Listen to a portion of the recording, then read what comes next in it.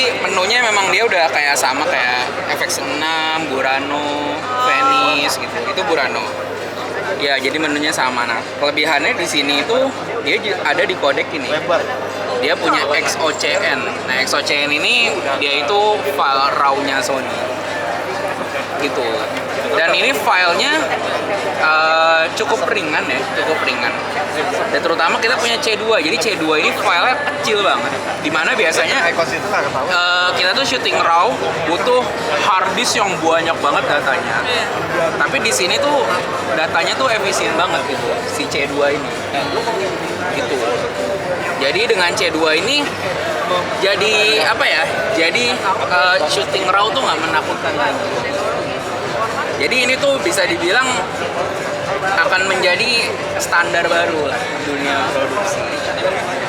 Mungkin jadinya videografer akan lebih banyak yang pakai RAW, dimana sebelumnya orang yang pakai RAW itu untuk di skala produksi.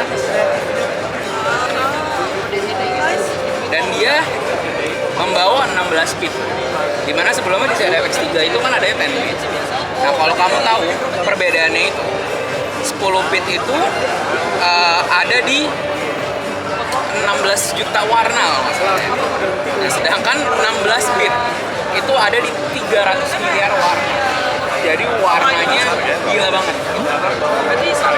Banyak punya ruang yang banyak banget untuk ngutak-ngatik footage kita di color grading.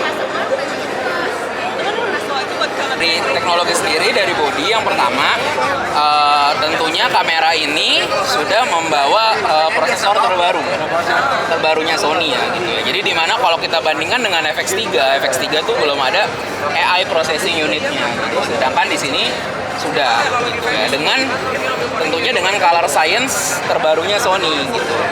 Kalau untuk dalamnya, kemudian baterai di sini kita juga ada perubahan.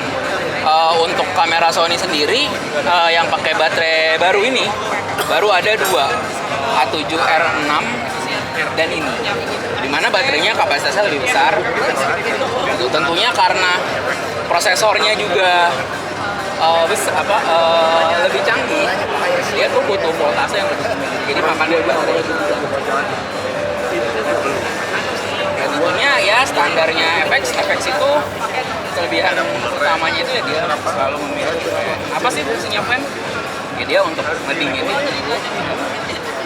Bukan nggak cepet overheat, enggak.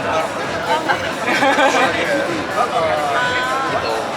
Kalau dari sisi body ya. Kemudian yang lain lagi layarnya lebih besar. Iya. Berarti bisa buat outdoor juga. Iya.